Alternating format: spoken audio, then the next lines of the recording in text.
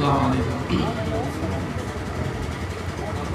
साजिद भाई का बहुत शुक्रिया कि इन्होंने मुझे यहाँ दावत दी आने के लिए। परसौनी के एरिया से मैं बहुत पहले से वाकिफ़ था। मैं बहुत छोटा था जब स्कूल से मैं शकरपुर भरवारा एक मदरसा है वहाँ गया था। तो सबसे पहले हाफिज़ नसीम साहब जो हैं बड़े उस इदारे के बड़े संजीदा उस्ताद थे और बड़े बावकार, अक्सर बड़े असातिज़ा के टीचर उन्हीं के पास पढ़ते थे। शायद मैंने कहीं बाहर दिखाया हो, बदमाशी का होगा, छोटा रहा होगा तो इन्होंने छोड़ दिया उस इदारे को। मैं भी वहाँ से कहीं दूसरी जगह चला गया था, अक्कलकुआं चला गया, फिर वहाँ से नदवे की तरफ गया, साजिद भाई वहाँ मुलाकात हुए, फिर जामिया आया, फिर जेनी। तो आज मुझे आकर इस मोहल्ले में बड़ी खुशी हुई, चूँकि मैं इर्द गिर्द के मोहल्ले में आता था, कई ऐसे अहबाब हैं, दोस्त हैं, लेकिन साजिद भाई हमेशा कहते थे भाई हमारे भी इलाके में आए। तो आज मुझे आने का मौका मिला और आज पहली मरतबा कई ऐसे लोगों से मुलाकात करके बहुत खुश हुआ। चूँकि कहते हैं ना कि वो आँखों से मोहब्बत होने से पहले और देखने से पहले जो है कानों से इश्क हो जाता है। और उन्हीं में एक बड़ी शख्सियत मौलाना महमूद हसन साहब हैं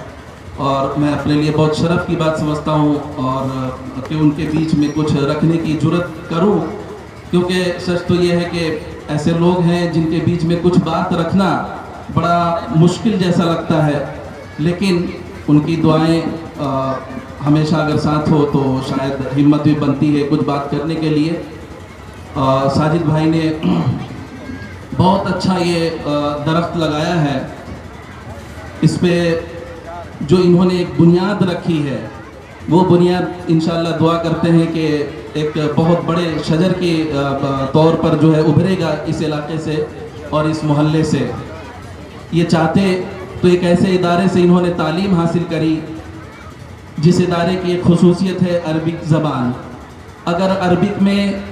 बहुत दिलचस्पी ना भी पैदा हुई तो उर्दू इतनी अच्छी हो ही जाती है, ख़ासतौर से लखनऊ जो 4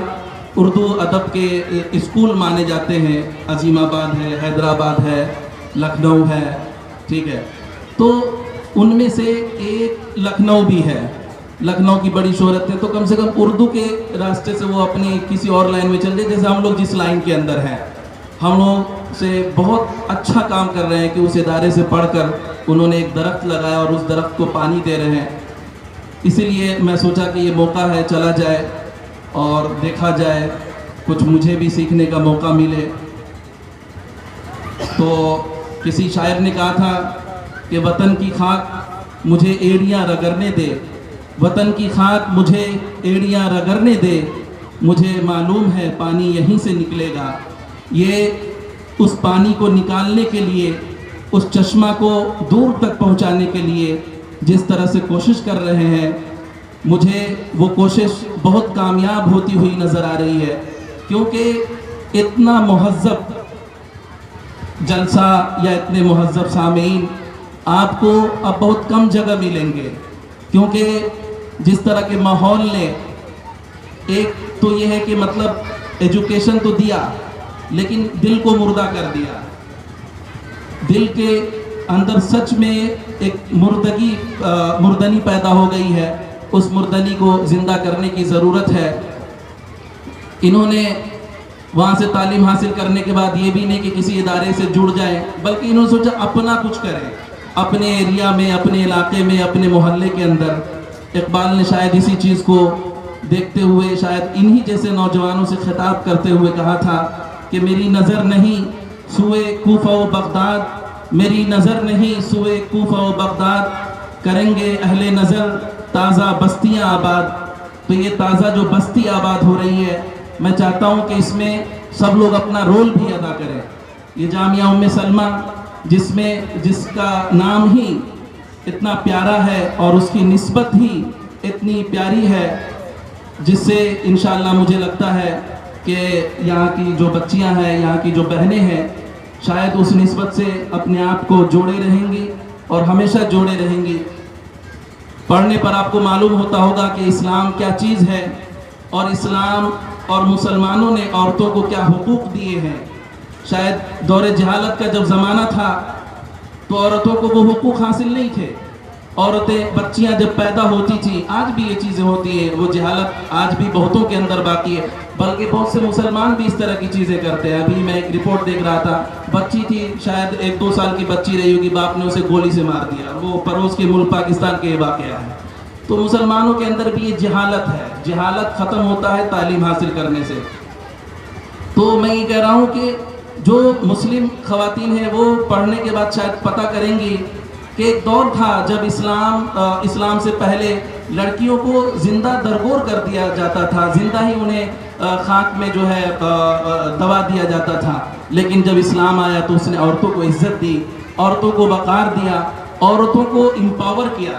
انہیں کہا کہ تم بھی کچھ کر سکتی ہو، اور عورتوں کا، خواتین کا اسلام میں ایک بڑا رول ہے۔ تو میں یہ کہہ رہا ہوں کہ قرآن شریف کے اندر بھی یہ چیزیں آئی ہیں کہ جب انہیں بچیوں کے پیدا ہونے کی جب خبر دی جاتی تھی فیملی کو، والدین کو وغیرہ کو، تو ان کے چہرے سیاہ ہو جاتے تھے، لیکن اسلام نے اس کے جواب میں کہا کہ عورتوں کا ہمارے یہاں مقام یہ ہے کہ جنت جو ہے وہ ماؤں کے پیروں کے نیچے ہے۔ اسی طرح یہ کہا گیا کہ والدین، جس میں ماں باپ دونوں ہی آتے ہیں، عورت ہے اور باپ مرد ہے، ان کی نافرمانی نہ کرو، انہیں اف بھی نہ ہو، کتنا اس کو عزت دیا گیا ہے۔ آپ دیکھیں، میں بہت مختصراً بات سمیٹوں گا کیونکہ ابھی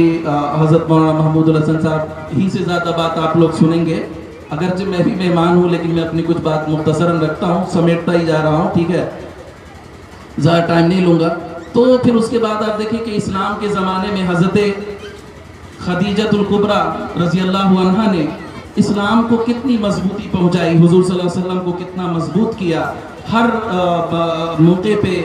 ہر پریشانی کے موقع پہ حضور صلی اللہ علیہ وسلم کے شانہ بشانہ کھڑے ہوئے تھے۔ اس سے پتہ یہ چلتا ہے کہ ایک سوسائٹی جس میں صرف مرد ہوں، وہ سوسائٹی کامیاب نہیں ہو سکتی ہے۔ ایسی سوسائٹی کامیاب ہو سکتی ہے جس سوسائٹی میں عورتیں اور مرد دونوں شانہ بشانہ مل کر اس سماج کو آگے کی طرف بڑھائیں۔ ہاں، جو ہمارے اصول ہیں، جو ہمارے قوانین ہیں، جو ہمارا طور طریقہ ہے، جو ہمارا احترام کا طریقہ، اس کے اندر رہ کر کے وہ کریں۔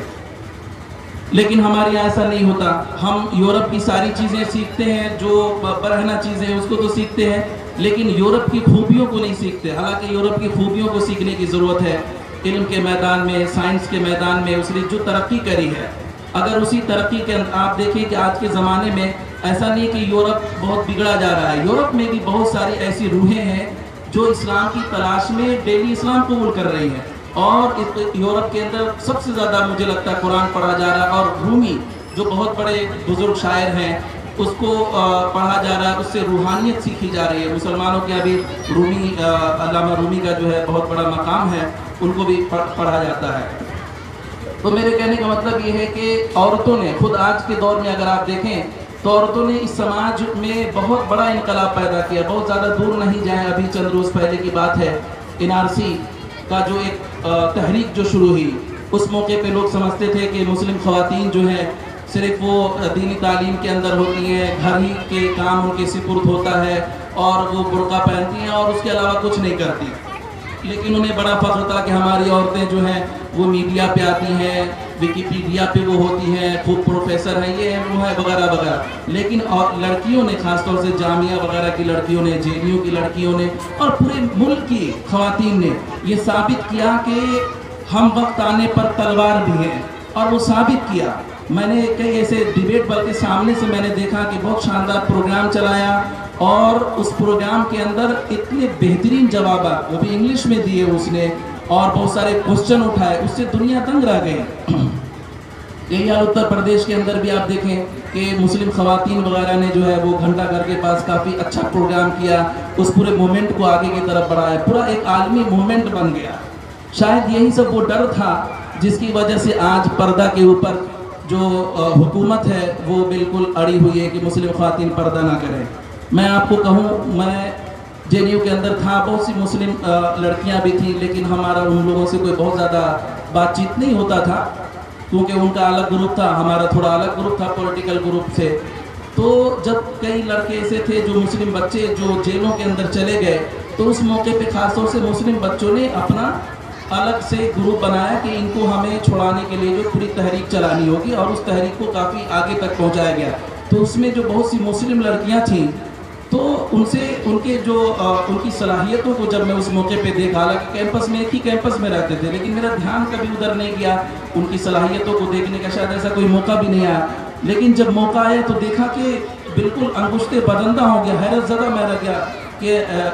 ایسی چنگاری بھی یا رب اپنی خاکستر میں ہے، ایسی ایسی صلاحیتیں نکل کر کے آئی۔ تو کبھی کبھی مشکل ٹائم آتا ہے تو اس وقت آپ کی صلاحیتیں ابھر کر آتی ہیں۔ اسلام کی پوری تاریخ میں عورتوں نے جو کردار ادا کیا ہے وہ قابل ستائش کردار ہے، اس کردار کو پڑھنے کی ضرورت ہے۔ علامہ اقبال رحمۃ اللہ علیہ نے ایک تو پوری ایک نظم ہے، اگر کبھی اقبال علیہ الرحمہ کے کلیات اقبال کو پڑھنے کا موقع ملے، فاطمہ بنت عبداللہ، یہ نام یاد رکھیے گا۔ فاطمہ بنت عبداللہ بہت سی مسلم خواتین کے لیے حوصلہ کا سامان ہے، اور بہت سے مردوں پر جو ہے وہ تازیانہ عبرت بھی ہے کہ ساری زندگی گزر جاتی ہے لیکن اسلام کے لیے کوئی بڑا کارنامہ یا کوئی بڑی سوچ نہیں پیش کر سکتے۔ زمانہ تھا 1912 کا، 1912 جب اس وقت جو ہے پہلی جنگ عظیم سے کچھ قبل کا زمانہ تھا، اور پورا یورپ جو ہے اٹلی چاہتا تھا کہ مسلم دنیا کو ہڑپ لے، تو اس وقت اٹلی نے لیبیا پر حملہ کر دیا تھا، اور پوری ایک جنگ ہو رہی تھی وہاں لیبیا کے مرد مجاہد، اور جس کو صحرا کا شیر کہتے ہیں، عمر مختار، کبھی ان لوگوں کے بارے میں ضرور پڑھیے گا، ساری چیزیں موجود ہیں۔ آج کا زمانہ، نیٹ کا زمانہ، اچھی چیزوں پہ وقت لگائیے،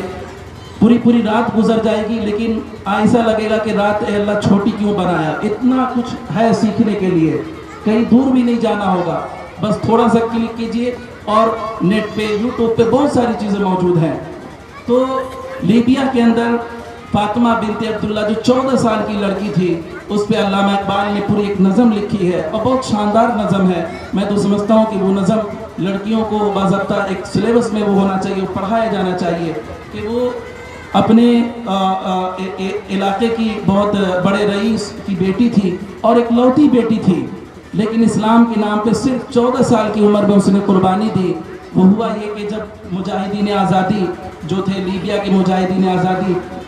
تو ان لوگوں کے ساتھ جو ہے یہ ساتھ تھی، انہیں مرہم پٹی کرتی تھی، انہیں پانی پلاتی تھی، انہیں حوصلہ دیا کرتی تھی، اور 14 سال کی عمر میں اس کی شہادت ہو گئی۔ تو اقبال نے اس پورے کردار کو مطلب بر صغیر میں اور اردو زبان میں جو ہے بالکل ہمیشہ کے لیے زندہ کر دیا۔ جب تک اقبال کا کلیات زندہ رہے گا تب تک فاطمہ بنت عبداللہ کا حوصلہ بھی انشاءاللہ زندہ رہے گا، اور اس حوصلہ سے بہت کچھ سیکھنے کا خواتین کو موقع بھی ملے گا۔ اور حال کے دنوں میں مسکان خان کا سب لوگوں نے نام سنا، کس طرح سے اس کو جو ہے چاروں طرف سے ایک ٹولے نے جو ہے گھیر لیا، اور پھر وہاں پر وہ کہہ سکتی تھی سر بچاؤ، ابو بچاؤ، لیکن کچھ نہیں، وہ جو اسلامی تربیت تھی ڈائریکٹ منہ سے نکلا اللہ اکبر، کہ اللہ سب سے بڑا ہے، وہی بچا سکتا ہے، اور اس چیز نے پوری دنیا کے اندر شہرت حاصل کی۔ ساری دنیا کے بڑے بڑے میڈیا نے اسے کوریج دیا، وہ TRT ہو، الجزیرہ ہو، CNN ہو، کوئی بھی اخبار نہیں چھوٹا، بڑے بڑے اخباروں کے اداریے میں اس کی جرت کو سلام کیا گیا۔ اور یہ نہیں کہ وہ اکیلا جرت، بلکہ وہ ساری مسلم خواتین کے لیے ایک جرت کا سامان بن گئی ہیں۔ تو یہ لوگ ہیں جن سے ہم بہت کچھ سیکھ سکتے ہیں اور آگے بڑھ سکتے ہیں، کیونکہ پہلے کا زمانہ ایسا تھا جب مسلم خواتین میں اس طرح کا ایجوکیشن نہیں تھا، لیکن اب سمجھ رہے ہیں کہ مرد میں بھی لوگ انجینئر بن رہے ہیں، ڈاکٹر بن رہے ہیں، اچھے اسلامی اسکالر بن رہے ہیں، ساتھ ساتھ اسلامی کے اسکالر ہونے کے ساتھ ساتھ وہ بڑی جگہوں پہ جا رہے ہیں۔ بہت سارے لڑکے جو مدرسے کے پڑھے ہوئے آکسفورڈ میں، کیمبرج میں، ییل میں، ہارورڈ میں پڑھ رہے ہیں ماشاءاللہ۔ خود اسی ہندوستان میں بہت سارے بہار کے بچے ہیں، ٹھیک ہے، تو ان کو دیکھ کر کے ڈر لگ رہا ہے کہ یہ تو صرف مرد تھے، اب عورتیں بھی ایسی ماشاءاللہ حجاب پہن کر کے بھی اچھے پوسٹوں پہ جا رہی ہیں، پروفیسر بن رہی ہیں، اچھی کمپنیوں کے اندر جا رہی ہیں وغیرہ وغیرہ۔ پھر یہ کہ کافی تحریک چھیڑے ہوئی ہیں، تو اس سے خوف پیدا ہوا ہے۔ تو میں سمجھتا ہوں کہ جب یہ دونوں ہی صنف مرد آہن اور صنف آہن جب دونوں ہی آہن بن کر کے انشاءاللہ آئیں گے تو ساری کی ساری آہنی دیواریں جو راستے پر ہیں وہ انشاءاللہ ٹوٹ جائیں گی۔ میں بہت مختصر وقت لے رہا ہوں، اب شاید میں 1 منٹ لیتا ہوں، اپنی بات سمیٹتا ہوں، کیونکہ میں چاہتا ہوں زیادہ بڑوں سے سنوں، اپنی بات زیادہ نہ رکھوں۔ انشاءاللہ آتا جاتا رہوں گا، ملاقات بات ہوتی رہے گی۔ تو پھر سے میں ساجد بھائی کا شکریہ ادا کرتا ہوں، اور حافظ نسیم صاحب کی دعا کا بھی شکریہ ادا کرتا ہوں، اور میں چاہتا ہوں کہ مولانا محمود الحسن صاحب جو دور سے آئے ہیں. دور سے میں بھی آیا ہوں لیکن وہ ہمارے بزرگ ہیں اور میں چاہتا ہوں کہ میں بھی ان سے زیادہ سے زیادہ استفادہ کروں. کوئی ایسی غلطی ہوئی ہو معاف کیجیے گا اور بہت بہت شکریہ سننے کا. السلام علیکم ورحمۃ اللہ.